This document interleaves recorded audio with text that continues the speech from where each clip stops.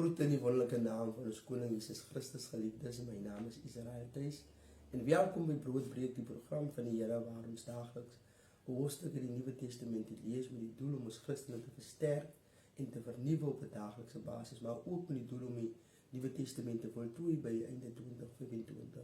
Vandag gaan ons voort met Handelinge hoofstuk 3 en die opskrif lees 'n verlamde man beleef by die Mooipoort sy mooiste dag.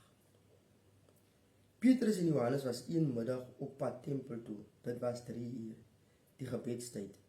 Net toe word daar 'n man aangedra wat van sy geboorte af verlam was. Mense het hom daagliks laat sit by die tempelpoort wat as Mooipoort bekend staan, om by die tempelgangers te bedel. Petrus en Johannes wou net in die tempel ingaan, toe hy hulle sien en 'n bydrae by hulle vra. Petrus kyk hom toe saam met Johannes stip aan en sê, "Kyk na ons." Die verlamde man kyk toe na hulle in die verwagting dat hy 'n bydrae gaan kry. Maar Petrus sê, "Geld het ek nie, maar wat ek het, dit gee ek vir jou. Op gesag van Jesus Christus van Nasaret, staan op en loop."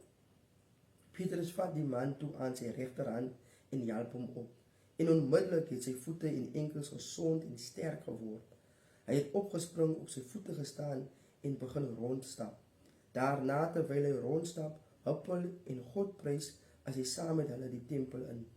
Die hele volk het gesien hoe hy loop en gehoor hoe hy God prys. Toe hulle hom eien en besef dat dit hy is wat voor die tempel by die Mooipoort gesit en bedel het, was hulle heeltemal verstom.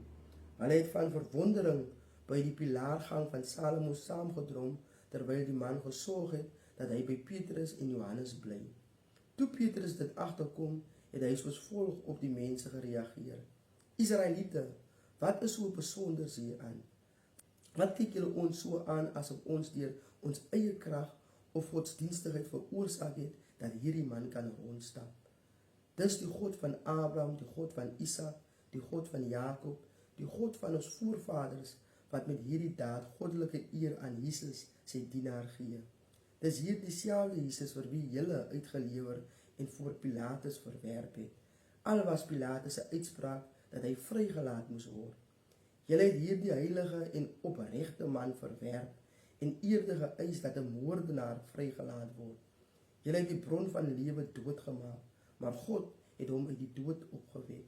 Die naam van Jesus het hierdie man se bene weer sterk gemaak en julle weet hoe verlam hy was. Geloof in die naam van Jesus het hom heeltemal gesond laat word, hier reg voor julle oë. Volksgenote, ek weet dat wat julle aan Jesus gedoen het, in onkunde gebeur het, en dieselfde geld van julle leiers. God was egter besig om te laat gebeur wat al die profete vroeër oor die Messias aangekondig het, dat hy sou ly. Kom tot inkeer en maak reg met God, sodat julle sondes uitgevee kan word. Dan sal die teenwoordigheid van die Here tye van oplewing tot gevolg hê, en hy sal Jesus julle Messias weer na julle toe stuur. Hy moet in die hemel bly totdat die tyd aangebreek het, wanneer God alles nuut maak, soos God het lang gelede deur sy profete beloof het. Moses het gesê, "Die Here julle God sal 'n profeet soos ek uit julle volk vir julle laat voortkom. Luister mooi na alles wat hy vir julle sê." Moses het ook nog verder gesê, "Elkeen wat nie na daardie profeet luister nie, sal van die volk van God afgesny en vernietig word." Van Samuel af het elke profeet gepraat oor wat vandag gebeur. Julle is die kinders van daardie profete en julle het deel aan die verbond wat God met julle voorvaders gesluit het. God het mos vir Abraham gesê, "In jou nageslag sal al die families van die aarde geseën word."